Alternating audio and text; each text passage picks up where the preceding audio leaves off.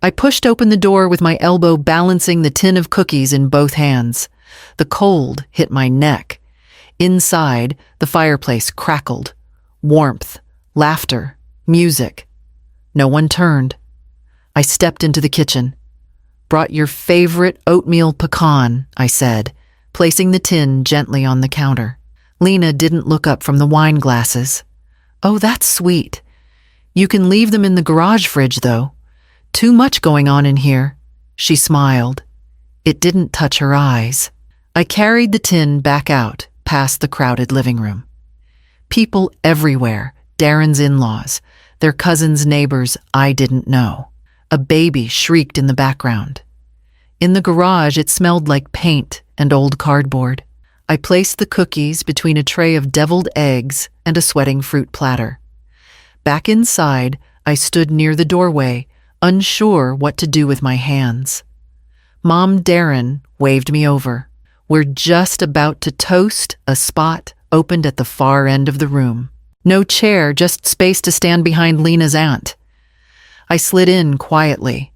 Darren raised his glass, to family and to the people who make all this possible. Everyone smiled, nodded. He turned toward Lena's parents, to Greg and Lorraine for always being there. The real backbone of this family. Applause, clinking glasses. I sipped water. My cup was plastic. Everyone else had wine. Lena's mother beamed, holding Darren's arm. "You're such a blessing, dear," Mom Darren said, nudging her. "You raised a queen." They laughed together. My face didn't move. Someone passed me a half-eaten bread roll. No plate. I held it in my napkin. The meal dragged on. Chatter about Lena's job promotion, Greg's golf trip, Lorraine's new countertops. No one asked about my week. I'd spent it reorganizing my late husband's papers. 12 years gone, and I still hadn't found the strength to toss his war medals. The closet still smelled like his aftershave. "More wine?" Lena asked across the table. She poured, for her sister skipped over me entirely. I touched Darren's elbow. "Can I get a glass?" He blinked. "Oh? There's a bottle in the kitchen, I think." I stood. Found the kitchen crowded with coats, empty dishes, stacked pans. I found the bottle. No clean glasses. I drank from the plastic cup again. By dessert, the kids were running wild. No one stopped them. A lamp tipped. Someone yelled. A glass broke. I bent down to help. Lena's cousin stepped in front of me with a broom. "I got it," she said, not unkindly. Just dismissive. I nodded. Sat back on the edge of the couch. A plate of cake was passed over me to someone else. I hadn't been offered any. Across the room, Darren was showing photos of their vacation to Puerto Vallarta. All inclusive. Just amazing, he said. I'd been watering their plants that week. Twice a day. Lorraine leaned in. "You two should go back this spring." Lena kissed her cheek. "If we do, we'll leave the kids with someone responsible again. Worked out great last time." More laughter. I stood up. No one noticed. I slipped into the hallway, grabbed my coat from the pile on the bed, and let myself out the side door. The air outside cut through my sweater. I zipped up, kept walking. At the corner, I stopped. My breath fogged in front of me. I looked back once. The windows were lit, the silhouettes inside moving like a snow globe someone else owned. I walked toward the bus stop. The cookies were still in the garage fridge. I hadn't eaten since noon. Tomorrow was Saturday. They'd probably drop off the kids again. The doorbell rang at 9:04 a.m. Sharp. I didn't move. It rang again. Then the knock, two short, one long. Lena's rhythm. I opened the door. 4 kids barreled in like it was their own house. Backpacks flew. One dropped a juice box. Another started crying. The smallest one shoved a half-eaten banana into my hand. Lena stood outside, sunglasses on, iced coffee in hand. "You're amazing with them, Mom," she said, already backing down the steps. "We're doing a tasting up in Dundee." "Might run late." I stared. "Don't wait up," she called, and the car door slammed. I shut the door. The living room was already chaos. Cocomelon on the TV. Couch cushions on the floor. Someone pulled the dog's tail. He hid under the table. These weren't even my grandchildren. Lena's sister had 4 under the age of 7. And somehow I'd become the weekend sitter. Darren called it helping family. I called it unpaid labor. By 10, I was microwaving chicken nuggets. By noon, I'd wiped 3 noses, bandaged 2 knees, and picked Legos out of the garbage disposal. They called me Grandma Mill even though I wasn't their grandma. One of them drew on my wall with red marker. I scrubbed for 30 minutes. It still stained. At nap time, I sat on the edge of the bed and listened to the noise quiet. One of the twins had curled up next to me. Her hand gripped mine in her sleep. I didn't hate them. That's what made it worse. They were just kids. Loud, needy, messy kids. Not their fault. But no one ever asked me if I wanted this. It was just expected. At 6:45, the door opened. Lena walked in smelling like wine and lavender lotion. Darren behind her holding 2 bottles and grinning. "Long day," he said. I smiled, weak. "They're in pajamas. Snacks packed for the ride. You're the best," Lena said, scooping one child up. "Seriously, we don't know what we'd do without you." They left with laughter crumbs and a promise to text soon. I locked the door, looked around, sticky plates, toy debris, 1 shoe on the stairs. My back ached. My knees cracked when I sat. I reheated coffee from the morning. It was bitter. I drank it anyway. I didn't text anyone that day, didn't answer emails, didn't read. I just cleaned, folded, and waited. When I went to shower, I found someone had used my soap and left the shampoo cap off. I stepped on a small plastic figurine in the tub. It cut the bottom of my foot. I didn't bleed, but I cursed out loud for the first time in weeks. The sound echoed. I sat on the edge of the tub towel around my shoulders and stared at the floor. I used to think helping meant being needed. Being needed meant I still mattered. But lately, it felt different. Like my time wasn't mine anymore. Like my body was just an extension of their convenience. I went to bed without brushing my hair. Outside, a car door slammed. Another Saturday, someone else's schedule. I rolled over and stared at the ceiling. Tomorrow, I'd go to their house for Sunday dinner. I'd smile, I'd bring pie, and I'd try again to bring it up. My phone buzzed at 6:11 a.m. I reached for it, half asleep. A message from Lena. "Hi, Mildred. Quick thing, can you handle food for 25 this year? Just order. You're so good at that." I sat up, read it twice. There was no, "Would you mind?" No, "Can we talk?" Just a happy assumption. Like I'd been waiting, eager to take something off her plate. I didn't respond right away. I made coffee, burned the toast, ate it anyway. Then I stood at the sink and stared out the window, phone still in hand. 25 people. That wasn't just immediate family. That meant her sister's side, Darren's in-laws, some co-workers probably, the usual mix of people who called me mom without ever asking how I was doing. I typed, "Sure, I'll look into options," then deleted it. Typed again, "I can help with food." Deleted that too. Then finally sent, "Okay." Just one word. A minute later, she replied, "You're the best, I'll send everyone's favorites." I locked my phone and set it face down. At noon, the list came through. 7 separate dishes. 2 vegetarian, 1 gluten-free. A special pie for Rick's dad. Greg doesn't like turkey, so maybe do ham. No mention of budget. No offer to split the bill. Later that evening, Darren called. "Thanks again, Mom," he said. "Lena's got her hands full and I don't want her stressing. You always pull this kind of thing off." "I haven't ordered anything yet," I said. "But you will, right?" His voice was light, confident. "You're so good with vendors. Just do whatever you think works. Send me the total later if you need anything, but if you can cover it, even better." You know we've had a tight year. I said nothing. He filled the silence. Anyway, you're amazing.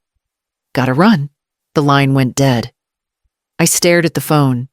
Not a single mention of last week. Of how I stood behind that couch like a shadow while he toasted someone else's parents.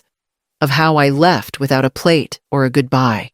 I opened the Romano's website, picked a tray of pasta, added a ham, sides, salad, bread, pie. I knew their menu by heart. I'd ordered for Easter, for Darren's birthday last year, for Lena's office shower, subtotal $1.732, with fees and tip just over $1.950.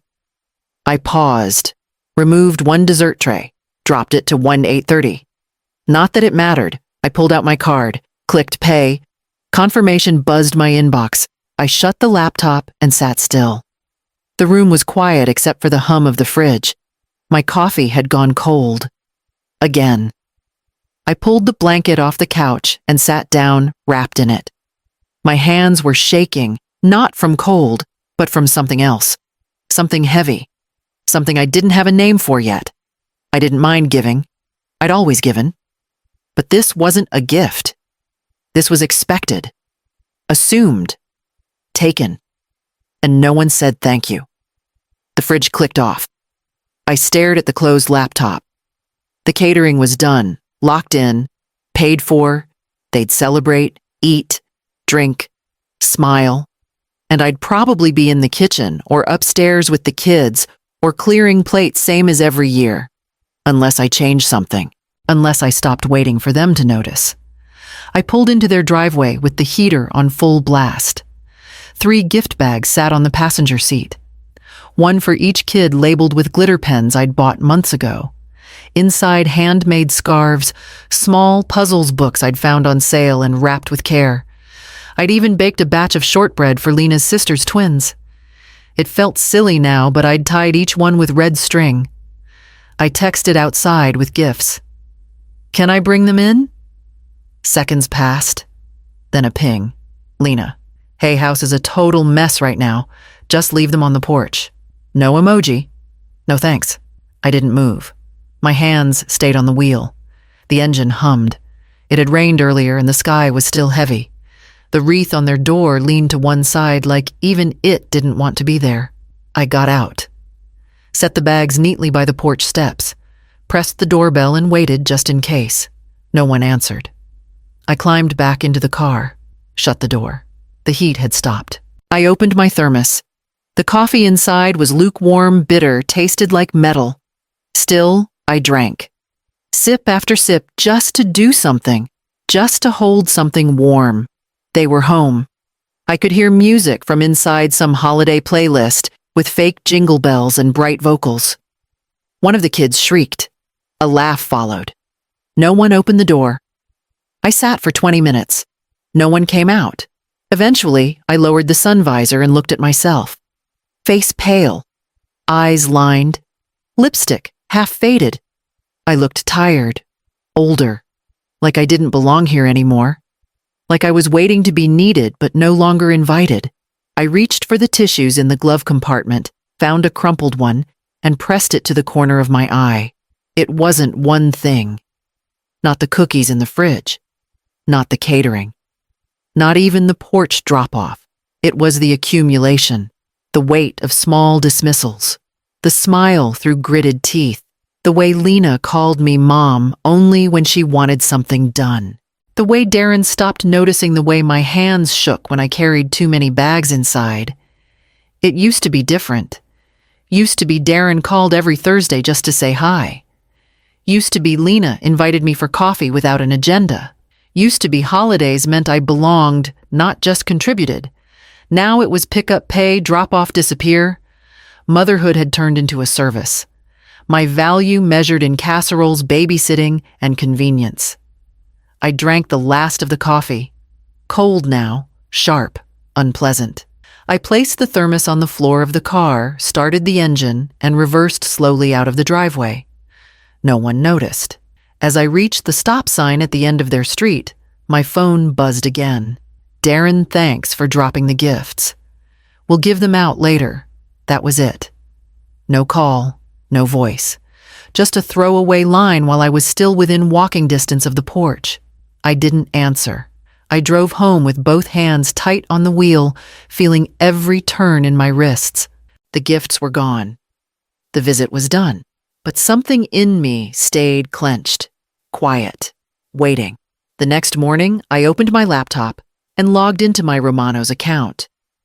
I parked 2 houses down. Didn't even think about it. Just pulled over, grabbed my folder, and walked the rest of the way. Romano's had called about a missing item on the catering list, and I figured it'd be easier to confirm things in person. They never picked up when it mattered. Their front lights were on. I let myself in through the side door like I always did. Lena never locked it.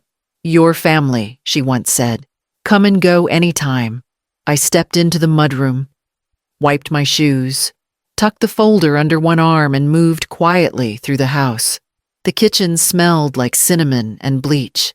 Then I heard Darren's voice. Loud, carefree. I stopped just outside the hallway that led to the living room. "Don't worry, Mom will watch all the kids upstairs," he was saying. "She always does. She's not doing anything else anyway." I stood still, one hand on the wall. Then Lena chimed in, chipper. "We're setting up a movie room for them. It'll be perfect. She'll be fine." He laughed. "Yeah, she practically raised half the family already. She'll handle it." They kept talking, voices fading into the clink of glasses and distant music. I didn't move. Not right away. My hand pressed harder against the wall. I felt the ridges of the paint. I stared at the floor, blinking fast. No one had asked me. No one had even mentioned it. To them it was settled. I'd paid for the food. I'd take care of the children. I'd disappear upstairs while they poured wine and toasted each other downstairs. It wasn't just 9 kids. It was the way he said it. "She's not doing anything else anyway." As if my time had no shape, no value. As if I lived in wait for a call to serve. I turned, walked back to the mudroom. Didn't slam the door, didn't leave a note. I just let myself out, as invisible as I'd entered. The cold bit through my coat. I didn't care. When I reached the car, I sat with the keys in my lap, not starting the engine. My hands felt numb, my stomach tight. I couldn't even remember what Romano's had called about. Something broke quietly inside me in that moment. Not anger, not even grief. It was clarity. A long, clean silence stretching across every Saturday, every dropped-off child, every dismissed sentence like, "You're good at this," or "You've got the time." A silence I had filled for years, thinking maybe love meant never saying no. But this wasn't love. This was expectation layered with entitlement. My own son treating me like a fixture, like a utility, like a guarantee. I started the car, drove straight home. Didn't answer when he texted later asking if I'd stopped by. Didn't reply when Lena followed with a hope everything's okay. I turned off the lights, sat at the kitchen table, and opened my laptop again. I climbed the stairs with a laundry basket pressed to my chest. One sock fell out. I didn't bother picking it up. The hallway light flickered. I'd replaced the bulb twice in the last year. Still flickered. Still buzzed. I reached my spare bedroom once, and nudged the door open with my hip. Crayons were scattered across the carpet. The air smelled faintly of apple juice and feet. A pile of board books sat lopsided on the windowsill. One corner of the curtain was thumb-tacked up where the rod had come loose. No one had fixed it. I set the basket down, straightened a sheet, pulled a sticker off the headboard. The mattress still had the waterproof lining Lena insisted on, just in case she'd said dropping off her sister's baby last month with nothing but a diaper bag and a rushed goodbye. I used to read in this room. I used to store old letters here, extra blankets, photo albums. Now it was full of bins labeled in Lena's handwriting, toys, puzzles, spare diapers. I picked up a tiny shoe, held it in my palm. Didn't know whose it was anymore. Every corner of the house looked like this now. The guest bathroom had a plastic frog on the faucet. My own bedroom had a changing pad stored under the bed. The dining room had one of those booster seats clamped to a chair, even though no one ever asked if I still wanted guests. My living room walls were dotted with Scotch tape from art projects the kids had gifted me. One was a red blob with my name spelled wrong. They meant well. I knew that. But the gifts came from children who didn't pack their own bags.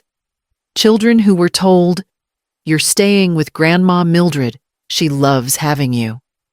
Children who waved goodbye without looking up because their parents were halfway down the driveway. I walked to the window and looked out at the empty street. Saturday morning, 8:43. I knew the doorbell would ring soon, always around 9. I'd hear Lena's voice bright and fast. "They've already eaten, I think. Oh, and Rick's picking them up tonight, but text me if he forgets." Then the sound of a car peeling away before I could finish a sentence. I sat on the edge of the bed, pushed a stuffed bear aside. This wasn't a home anymore, not mine. It was a drop site, a daycare, a service. The mail still came with my name. The bills still hit my account. But nothing in this house belonged to me anymore. Not the noise, not the space, not the time. I rubbed my hands together and looked around the room. I hadn't invited a friend over in 2 years. I couldn't. There was always someone sleeping here, or a child sick on the couch, or toys flooding the hallway. This wasn't caregiving. It was erasure. I stood up, walked to my room, pulled out the small lockbox from the closet. Inside a folder marked Property, Title. Another labeled Savings, CD Rollover. I opened the last envelope. A business card. Cream-colored, raised ink. Clara Owens, attorney at law. Estate planning. Trust's elder law. We met last spring at the credit union. She said to call if things ever shifted. I turned the card over. Her handwriting was neat. Ask for Shelley. She'll remember you. I slid the card into my coat pocket and turned off the light. I passed the green beans. No one said thank you. Lena talked over Darren about preschool wait lists. Rick scrolled on his phone, nodding at nothing. The kids were still at the little folding table in the corner, throwing peas and giggling like no one heard them. I cleared my throat. I wanted to ask something. No one looked up. I tried again. About Christmas, and maybe Saturdays too. Darren finally glanced over chewing. What about it? I was wondering if we could make a plan that doesn't always involve me taking care of the kids. Or maybe rotate things. Share it a little. Rick sipped his drink. Like a schedule. Yes. Something fair. Just so I'm not. Lena cut in. Oh, Mildred, don't worry. You're amazing with them. They adore you. That's not really what I meant. You've always helped out, Darren said. He used the same tone he used when explaining weather to a toddler. It's just what you do. It's kind of tradition at this point. My fork scraped the edge of my plate. Lena smiled. And honestly, you have a real gift. I get overwhelmed with 2. I don't know how you handle 4 or 5 without blinking. It's not about handling them. It's about being asked. Rick chuckled. Would you say no even if we did ask silence? Lena reached for the gravy. You're just so good at it. I wouldn't trust anyone else with them, honestly. Darren nodded like the decision was made. I looked down the table. My brother-in-law's wife was texting under the tablecloth. My other son's girlfriend was explaining something about a work bonus to nobody listening. Everyone else was chewing, wiping mouths, pouring drinks. No one cared. No one even paused long enough to hear me. I wasn't part of the table. I was the side dish. Expected consistent, warm, but replaceable. Passed around and scraped empty. I just want to be part of things, I said quietly. You are? Lena replied. You're the heart of this family. She reached over and touched my hand like she was congratulating me. Like I should be grateful. like my protest had been a thank you. I pulled my hand away. Darren sighed. Mom, let's not do this right before Christmas. Everyone's stressed. Can we just be thankful? Thankful. I had bought the turkey, booked the catering, washed and ironed the tablecloths last week when Lena said she was drowning in errands. Thankful I stood up to clear the plates. No one stopped me, not even a you don't have to. Of course I had to. It's just what I do. In the kitchen I ran hot water, let it scald my hands, let it blur the sound of laughter behind me. They thought I was too polite to say no, too soft to shift anything. They didn't realize I'd already called Romano's and asked for the cancellation policy. I unlocked the desk drawer and pulled out the red folder. It was thinner than it used to be. I'd tossed old warranties and outdated manuals months ago, thinking I didn't need to keep every scrap anymore. But I'd kept the important things. I set it on the table, flipped it open. The first tab read, House, Deed. The second, Taxes, last 3 years. Third, Utilities paid, 2021-2023. I slid in a fresh plastic sleeve and reached for the receipts I'd tucked in the back of the drawer last week. Romano's Catering. Deposit $1 $200 invoice estimate. $1 $9.85. Note 25 guests, 9 children. I wrote the date at the top in black pen. Then I reached for another envelope. Opened it. Inside, copies of Lena's reminder, texts her tone always friendly, always assumed. Hey, Mildred, you're a lifesaver. Could you cover the kids again this Saturday? Rick and I desperately need a break. Just a heads up, my sister's twins are staying over next weekend. Hope that's okay. You're amazing. No question marks. No actual asks. Just announcements wrapped in praise. I printed each one, slipped them into the folder. I wasn't doing it for revenge. I needed clarity. Proof. Memory fades too easily when everyone else calls you emotional. I created a new tab, labeled it this year in bold letters, slid in the documents, lined the edges, smoothed the crease. Every Saturday, every favor, every dollar. I'd spent years trying to be useful, trying not to cause waves, believing my place was earned by how much I could absorb. But I was tired, not angry, just tired. Tired of conversations where I had to explain why my time mattered. Tired of watching them pretend I was part of things while assigning me every thankless task. The red folder didn't scream. It didn't threaten. It didn't announce itself. It just waited. The same way I had, only now it held numbers, names, receipts, evidence. I shut it, locked the drawer, and opened my email to check the cancellation terms again. I wrote the letter in one sitting. No edits. No crossouts, no dramatics, just facts. I dated the top, signed the bottom, and folded it once. Slipped the lawyer's card inside Clara Owen's estate and trust. I'd met her twice. She remembered everything. Said if I ever needed to rearrange my piece, she'd be ready. I sealed the envelope tight, licked the edge, pressed it flat, wrote one line across the front. If found, do not discard. Read completely. I didn't hide it under a mattress or behind a photo frame. I didn't stash it in a bank or a safety box they could talk their way into later. I walked to the kitchen, opened the freezer, moved the bag of frozen peas, tucked the envelope in back, right behind a crusted pack of chicken thighs I never got around to cooking. Closed the door. Simple. I didn't trust fireproof boxes anymore. People look there first. But no one goes digging through the freezer unless they're desperate for soup. I stared at the closed door. The whir of the compressor hummed low, steady. That envelope held more than paper. It held the map of my limits, a line I had drawn in silence. I wasn't waiting for them to change. I wasn't hoping they'd wake up one morning and realize how they'd treated me. This wasn't a threat. It wasn't even a warning. It was just preparation. Because sooner or later, Darren would get bold. Lena would push too far. Someone would come knocking, needing a favor, a loan, a signature, a sacrifice. And when they did, I wouldn't raise my voice. I'd just point to the P's and let the letter do the rest.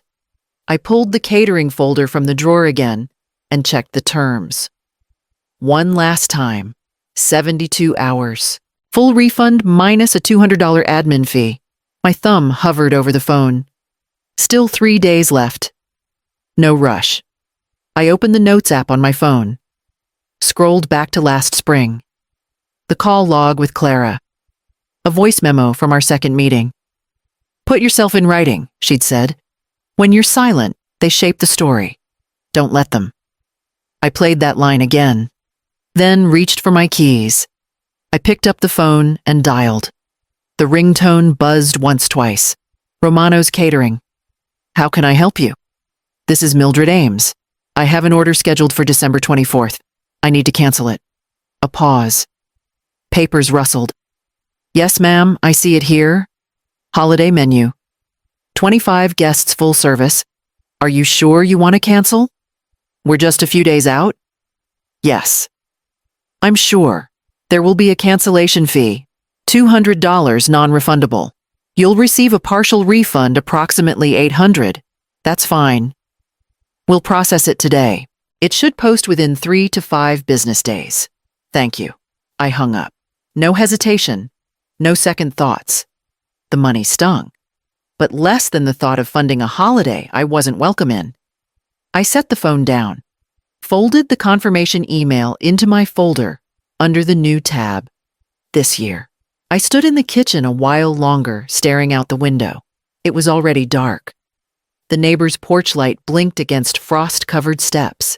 My hands were still. I walked to the living room, opened my laptop, pulled up my email, found the one Jessica sent months ago. Come up to Estes Park for Christmas. The cabin's old, but it has heat, good views, and terrible Wi-Fi. It's perfect. At the time, I'd replied politely, thanked her, said, I couldn't imagine missing Christmas with family. I clicked, reply. Change of plans. Is the offer still open? Her answer came in under 10 minutes. Yes, come room's still yours. Bring slippers. We leave on the 23rd. I booked the flight, one way. Closed the laptop. I didn't owe anyone an explanation. Not Darren, not Lena, not anyone who'd made assumptions and never thought to ask. I didn't need to argue or justify. I had said yes too many times. This was my no. I poured myself a small cup of coffee, sat by the window, let the cup warm both hands. Upstairs, the kids' toys were still scattered across the guest room. I'd clean that tomorrow, or maybe not. Let them figure it out when they show up and find no one home. I yanked the suitcase from the closet, shook off the dust, unzipped it. One sweater, the thick one with deep pockets, a pair of boots, toothbrush, charger. Nothing fancy, just enough. I moved fast, focused, no hesitation. The flash drive sat in the top drawer of my desk. I plugged it in one last time, opened the folders labeled by year, screenshots, photos, texts, receipts, babysitting drop-offs, canceled dinners, catering orders, all of it. I copied it to a second drive, then slipped the original into a zipped pouch in my coat. The second drive went into the bottom of the bag under the folded sweater. Next, the house key. I walked to the wall hook by the door, took the spare, wrapped it in a sticky note that said, just in case, and left it on the hall table. They'd see it eventually. I didn't owe them a speech. I didn't owe them a scene. Let them notice the silence on their own. I folded a printout of my hotel confirmation. 3 nights at Jessica's parents' cabin, Estes Park, fireplace included. Then I grabbed my folder, not the big one, just a red half-size binder. Inside, copies of the catering deposit, the email cancellation, the refund confirmation. A note from the lawyer clipped to the back, unsigned but clear. I placed the binder into the outside pocket of the suitcase. I looked around the house. It wasn't messy, but it wasn't mine anymore either. Crayon marks on the kitchen chair, a plastic baby spoon in the silverware drawer, a stack of paperbacks I didn't choose sitting crooked on the coffee table. I didn't touch them. I clicked off the lights, only left the porch one on. The bag sat ready by the door. I'd leave in 2 days, but the house already felt like something I'd stepped out of. Let them figure out what was missing after it was already gone. I gripped the tin in both hands and walked up the steps. The porch light buzzed overhead. Cold air stung my face. I knocked twice. The door cracked open, just a sliver. Lena's shoulder blocked the gap. Her smile looked stretched, polite, but stiff. "Hi, Mildred." "Oh, cookies." "Yes," I said, holding out the tin. "Peanut butter and ginger. The kids like both." She reached, took it, balanced it on her hip. "That's really sweet of you." The door didn't open wider. I could see just enough, the glow of the tree lights, the hum of conversation, Darren's laugh from inside, but not a single step of invitation. I smiled. Steady. Calm. "See you on the 24th. Her shoulders dropped. Relief. Perfect. "Thanks again." The door shut. I stood still for a second, then turned and walked down the steps. No one asked where. No one asked what time. They heard what they wanted. They always did. I climbed into my car. The other tin of cookies sat in the passenger seat tied with a green ribbon. That one wasn't for them. That one would come with me to the cabin. The engine started slow in the cold. I drove back to my house, the streets lined with twinkling lights, everyone else preparing for their holidays. My own porch glowed when I pulled in the single bulb humming against the frost. Inside, the suitcase still sat by the door, ready, my coat draped over the chair gloves tucked in the pocket. I hung up my keys, sat on the edge of the bed, opened my laptop, checked the confirmation again. December 23rd, Estes Park. A cabin with heat, firewood, coffee. I closed it, the hum of the machine fading. They believed the lie, and that was enough to keep me invisible until I was already gone. I stepped off the plane into cold, dry air that bit my lungs. Jessica was waiting at the exit, waving both arms like she'd been holding them up the whole time. She hugged me hard, then steered me toward her car. "Straight to the mountains," she said. The highway turned into winding roads, then into a narrow climb lined with tall pines. Snow dusted the branches, heavy and quiet. My suitcase rattled in the back. I kept my hands folded in my lap, steady, like I'd been bracing for this all year. We pulled into a gravel drive just as the sun sank behind the ridge. A dark wood cabin sat there, smoke rising from the chimney. Warm light glowed through the windows. Inside smelled of pine and strong coffee. The fire snapped in the stone hearth. Jessica's parents, Carol and Pete, came to greet me. No one looked past me for a bag of gifts. No one handed me a list of chores. Just smiles. "Make yourself at home," Pete said, handing me a mug already filled. I sat on the couch. The heat of the fire soaked into my knees. I didn't move for a long minute. No crying children. No one calling Mom from the other room. No urgent needs disguised as family. Dinner was simple chicken, potatoes, bread. We ate together at one table. No hierarchy, no split between adults and children. No missing seat. I passed the butter. Laughed at Pete's story about a broken ski binding. Sipped my coffee slowly. Later, Jessica brought out a puzzle.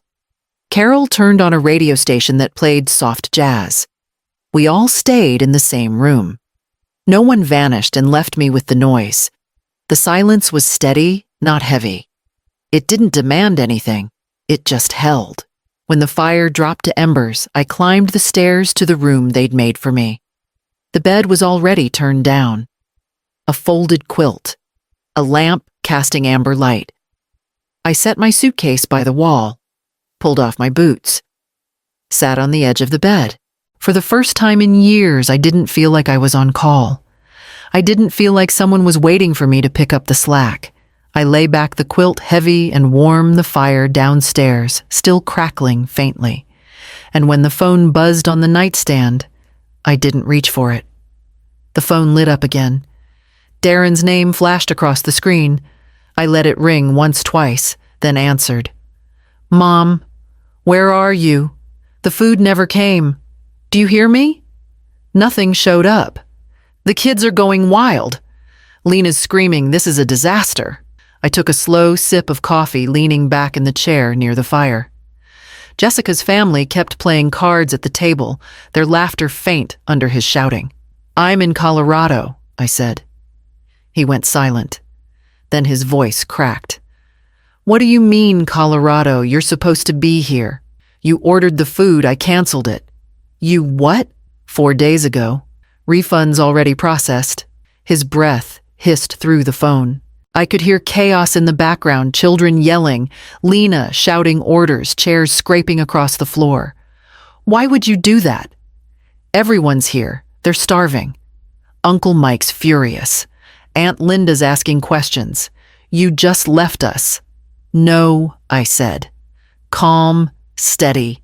"I left you to handle your own plans. I'm not your fallback this year. You always do this." His voice jumped an octave. "You always help. You're the reliable one. You can't just disappear." "I can. That's selfish." I set the mug down on the armrest.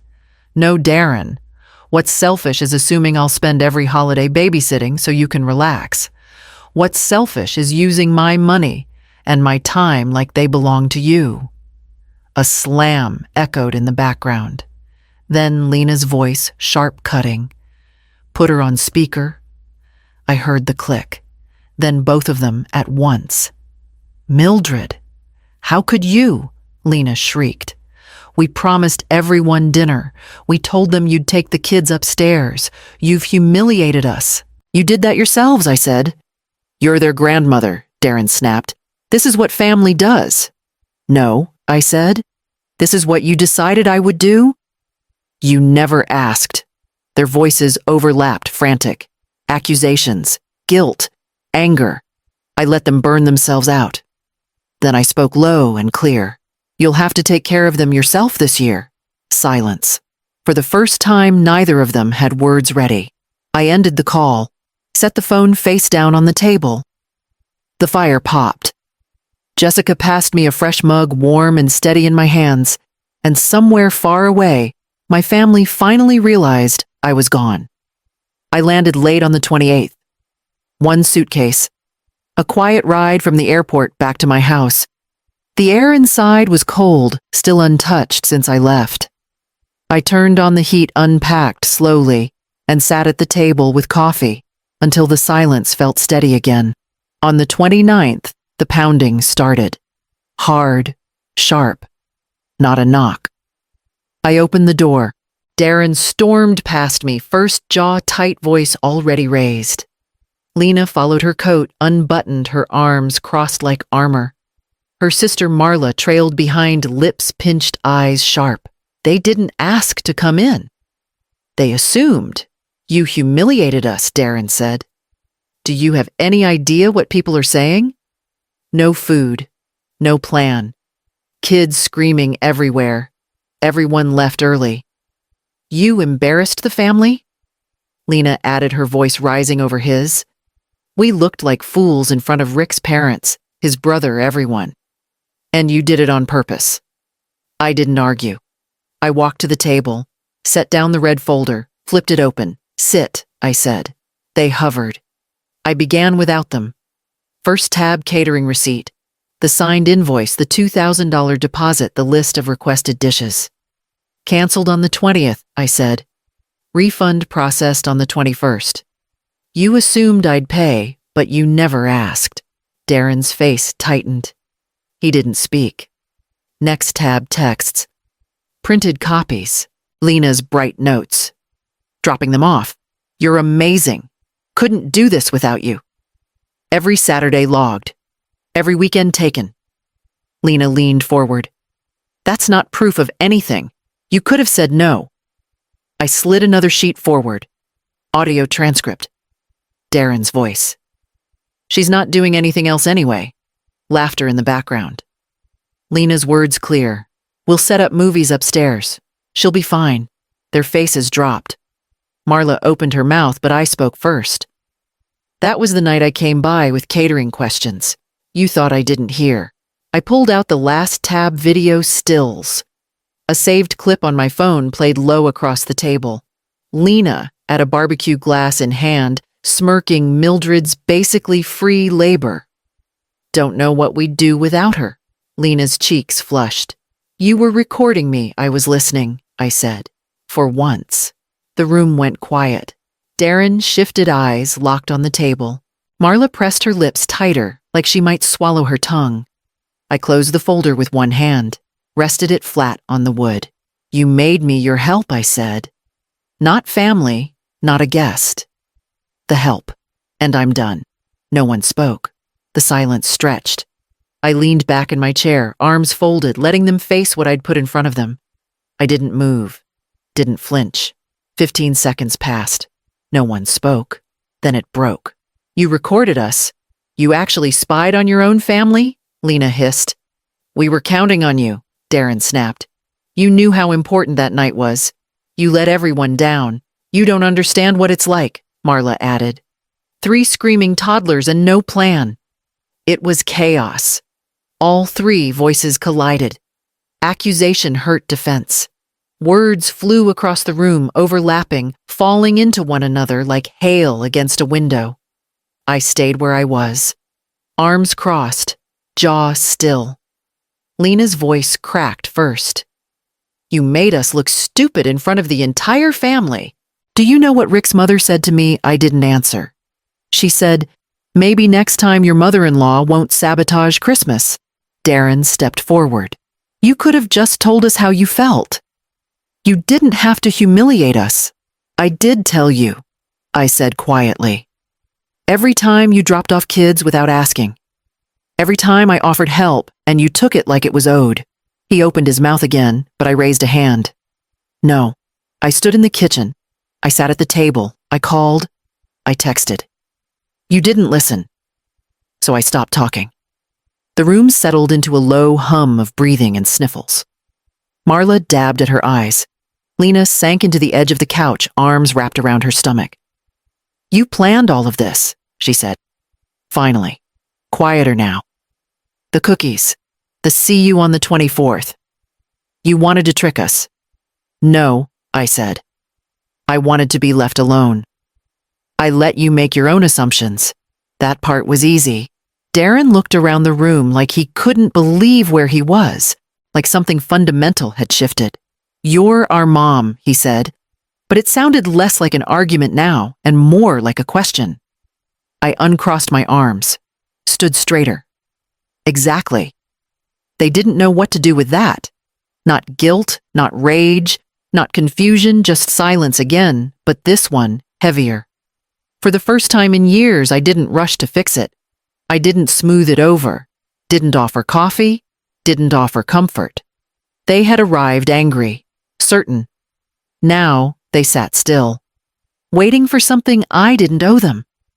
I picked up the red folder, walked it back to the cabinet, slid it into the bottom drawer. Darren watched me the whole time. Lena picked at a thread on her sleeve. No one moved toward the door. So I did. I stepped to the entryway, hand on the knob. I didn't open it yet. Just stood. Waiting. They finally got up.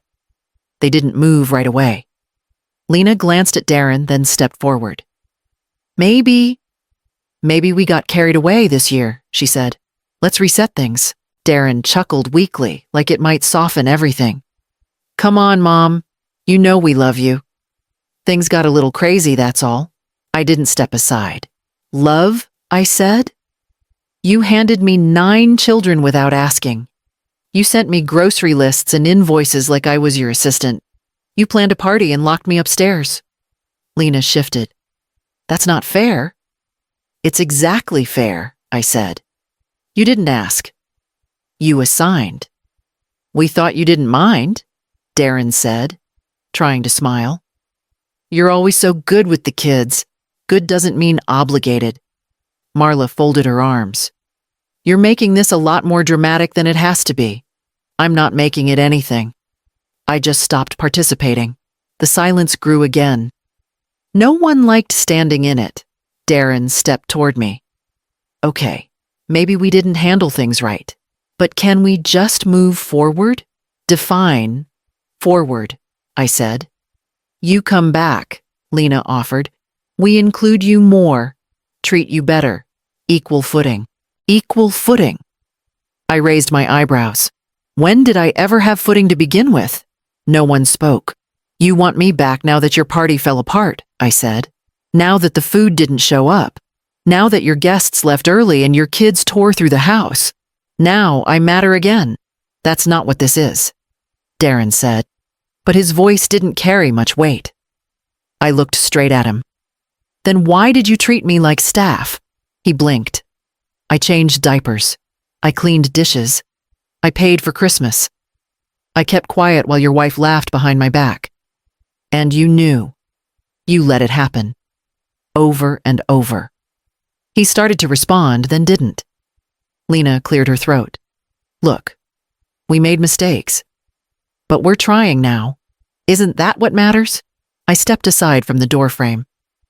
Trying would have started with an apology, not a visit to fix your image. Marla rolled her eyes and headed out. Darren followed quieter now. Lena lingered. You really won't reconsider? No, I said. Not until I see change that doesn't come with a photo op.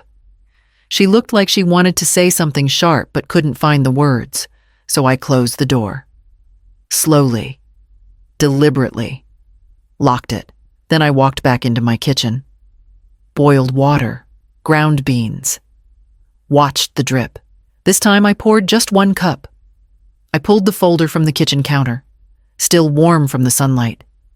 Still thick with paper tabs and quiet memory. I carried it down the hallway, opened the cabinet, slid open the bottom drawer. Everything else inside. Old tax forms, clipped warranties, expired. Warranties moved aside like nothing. I placed the red folder flat, tucked it deep, and turned the key. Click. Done. Not hidden. Not secret. Just settled. It wasn't meant to scare them. It wasn't leverage anymore. It was mine.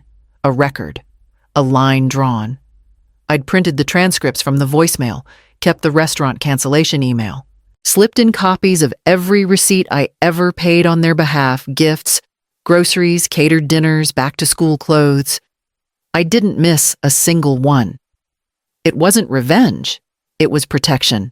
If they came back with half-truths, if someone else questioned the story, if families started rewriting what happened to make it more convenient, the drawer would stay closed. But I'd have it. All of it. I walked back to the kitchen, washed my mug, dried it by hand, took the old calendar off the wall and tossed it in the trash. I didn't owe anyone a January filled with more favors. Didn't owe them explanations, reminders, justifications. They could twist my silence, but they couldn't touch the record. They wouldn't touch me. I wiped the counter, turned off the light, and opened the living room window, just an inch. The cold felt honest. No more apologies for locking doors I never meant to leave open. I set the envelope on the table. No words. Just a thin flap sealed with tape. Darren looked at it like it might explode. "What's this?" he asked. I slid it closer. "Go ahead." He opened it. A single brass key fell out. The tag was still there. Garage entry. Mom's house. His face shifted. "That's mine," he said. "It was," I said. "I changed the locks. Right before I left for Estes Park." He looked up. "You changed the locks?" "I did." Lena scoffed. Over a Christmas misunderstanding, I didn't answer her. I kept my eyes on Darren. "That's a little dramatic, Mom." "No," I said. What was dramatic was assuming I'd babysit 9 kids for 12 hours without asking. Dramatic was ordering catering in my name and never offering to pay. Dramatic was giving my time, my kitchen, my peace like it belonged to everyone but me. He didn't blink. You could have said no. I tried, I said. You called it helping. Lena called it tradition. I called it what it was. Free labor wrapped in fake gratitude. I stood up, walked to the drawer by the door, opened it, took out another envelope, placed it next to the key. This one's for you too, I said. It's a copy of everything I've paid for over the last 3 years. Events, gifts, groceries, your bills when you were short. You don't owe me. But you won't pretend I did nothing. Darren didn't touch it. Lena stepped forward, voice tight. We didn't mean to take advantage. You didn't mean not to either, I said. No one moved. I looked down at the key again. I don't need you to stop by anymore. I don't need you to assume I'll be home or free or waiting. He nodded once. Quiet. Small. Then I guess we're just guests now. No, I said. You were always guests. You just forgot how to knock. I turned, picked up my coffee, and walked to the window. Their coats rustled. The front door opened, and this time it closed behind them. Without a key, I poured the water. Steady. No rush. The apartment stayed still. No knocks. No calls. No footsteps upstairs. Just the gentle hiss of the kettle and the quiet I'd learned to love.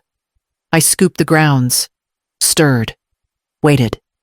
The mug sat alone on the shelf above the sink. Clean, white, solid. I reached for it with both hands. My grip steady. The words were simple. Bold black letters, not flowery, not clever. Still mine. I filled it, took one breath, sat by the window. Outside, traffic moved slow under a cloudy sky. A jogger passed. A dog barked once and disappeared. Inside, nothing asked for me. No child cried. No daughter-in-law watched the clock expecting me to pick up the slack. I took a sip. Strong. Not sweet. Just how I liked it. I thought about the red folder, locked in the drawer, about the key Darren once held, about the way he looked at me before he left like he finally saw the line I'd drawn and realized he couldn't cross it anymore. I didn't regret the silence. I didn't regret the trip. I didn't regret saying no. I regretted waiting so long to learn how. Another sip. The heat filled my chest. This space was small. A rental. No yard, no porch swing. But every inch of it belonged to me. No shoes scattered across the hallway. No calendar filled with other people's plans. No fridge half-stocked with snacks for kids who weren't mine. I opened the window a crack. Let the breeze in, let the old air out. One shelf, one mug, one quiet morning, still mine.